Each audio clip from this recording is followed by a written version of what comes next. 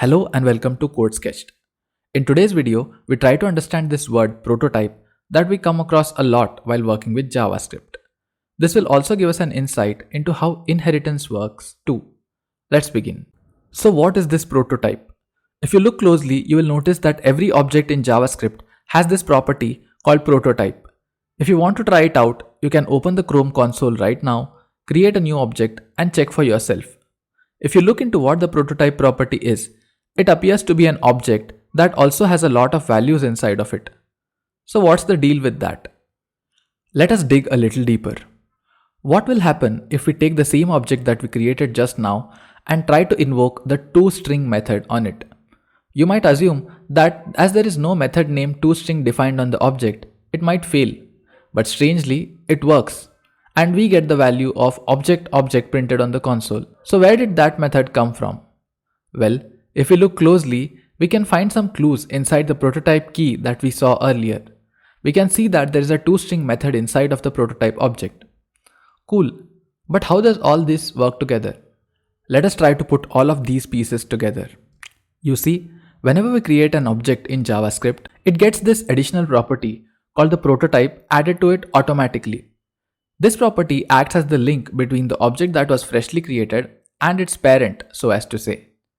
When we create a new blank object, the prototype key is always going to be a reference to the object.prototype, which is an inbuilt object in JavaScript that contains a few handful utils, and that is exactly the object that we saw before.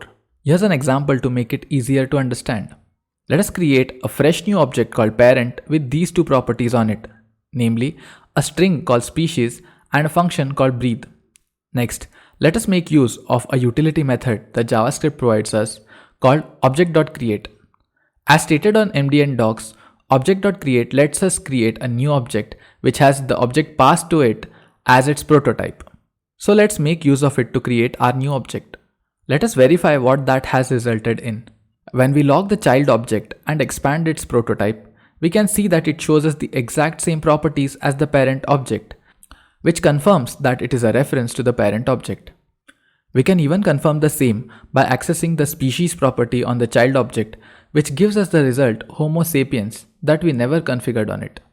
We can take it a step further to verify that the prototype is a reference and not a copy by adding a new property to the parent object and verify that it shows up immediately in the child's prototype. And that means we can even access the new property key on the child now and get the proper value. But what will happen if we try to invoke the toString method on the child?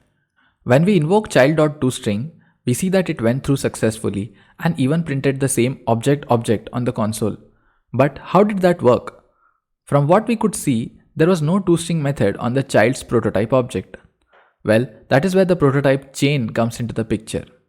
Whenever we invoke a property on any JavaScript object, the engine does a lot of things in the background. It first checks whether the property is present on the current object. If not, it accesses the prototype of that object and then checks whether the property is present on that object. If the property is still not found, it again accesses the prototype of that object and repeats the same thing again and again. This process is called going up the prototype chain. In our case, the prototype chain ends at object.prototype when the engine finds the toString method. One more thing to note is that if we had accessed some non-existent property like child.xyz, the engine would have again repeated the same steps, traversing up the prototype chain from the child to the parent to the object.prototype, at which point it will see that the prototype property is null and hence there are no more objects in the chain to traverse, and thus we get undefined as the value. You definitely did not think that there was so much going on behind a simple property access, right? Hope the concept of prototype and the prototype chain is a little more clear now. If you want to understand inheritance in detail, do check out this video.